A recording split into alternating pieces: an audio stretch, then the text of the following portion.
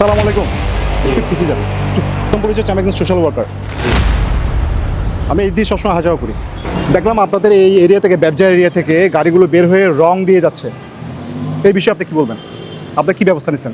ব্যবস্থা বলতে কি আমাদের এই দিক দিয়ে তো কাটা কোনো রাস্তা নাই মাঝখান থেকে। হ্যাঁ হ্যাঁ, যার মানে ঘুরি দেওয়ার কথা এই দিক দিয়ে ওই যে ব্রিজের নিচ দিয়া বাইরের সাইড দিয়া রাইট যে রোড আছে ওই দিক দিয়ে উঠে যাওয়ার কথা, হ্যাঁ, কিন্তু হ্যাঁ। এই দিক দিয়ে যদি ওই দিকে চলে যায় হ্যাঁ। সেই ক্ষেত্রে তো আমরা ওখানে তো কিছু করতে পারবো না। আচ্ছা ঠিক আছে, রাস্তাটা মনে হয় সিডিএ করে দিয়েছে আপনাদেরকে, তাই না? জি জি। ডানে আসার জন্য, বামে যাওয়ার জন্য।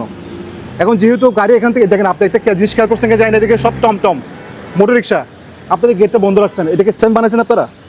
জি না না, এটা কোনো স্ট্যান্ড আপনার কি উদ্যোগ নিয়েছেন এটা?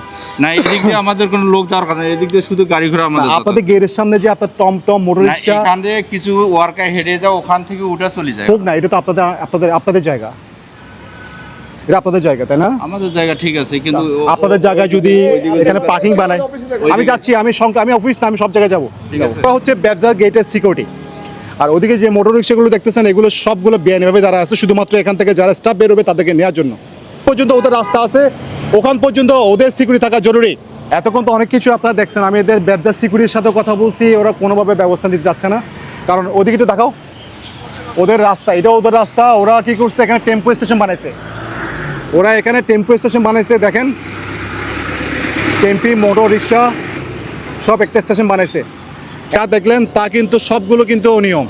এই রোডটা এবং হচ্ছে ওই রোডটা পুরোটাই করে দিয়েছে সিডিএ দৃষ্টি আকর্ষণ করছি। আপনারা কেন করে দিয়েছেন? রং দিয়ে গাড়ি যাওয়ার জন্য? আমার তো মনে হয় না।